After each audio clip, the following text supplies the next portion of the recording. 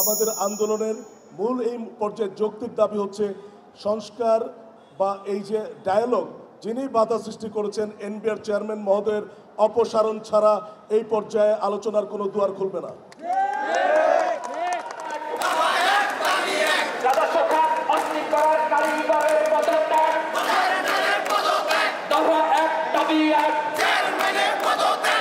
রাজস্ব নীতি পৃথকীকরণ এবং জাতীয় রাজস্ব ব্যবস্থাপনার সংস্কার আমরাও চাই।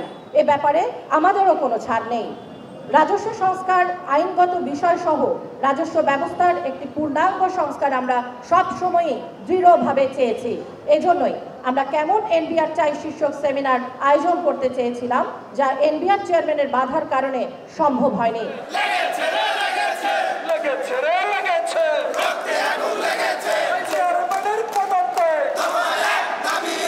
26 জুন 2025 খ্রিস্টাব্দ তারিখ দুপুর 12টা থেকে বিকাল 5টা পর্যন্ত আন্তর্জাতিক যাত্রী সেবা ও রপ্তানি ব্যতীত ট্যাক্স, কাস্টমস ও ভ্যাট বিভাগের ঢাকাস্থ সকল দপ্তরের কর্মকর্তা ও কর্মচারীগণের রাজস্ব ভবনে অবস্থান ও কলমবিরতি এবং ঢাকার বাইরে স্ব দপ্তরে অবস্থান কর্মসূচি ও কলমবিরতি চলবে।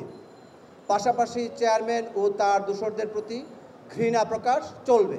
এনবিআর এর বর্তমান চেয়ারম্যানকে আগামী 27 জুন 2025 খ্রিস্টাব্দ তারিখের মধ্যে অপসারণ করা না হলে আগামী 28 জুন 2025 খ্রিস্টাব্দ তারিখ থেকে ট্যাক্স, কাস্টমস ও ভ্যাট বিভাগের সকল দপ্তরের লাগাতার শাটডাউন কর্মসূচি চলবে।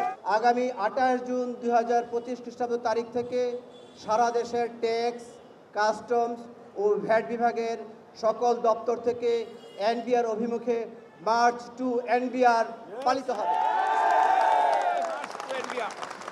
ট্যাক্স, কাস্টমস এবং ভ্যাট বিভাগের সকল কর্মকর্তাগণ আজকে থেকে ব্যাগ গুছিয়ে টিকিট কেটে এনবিআর অভিমুখে রওনা হবে।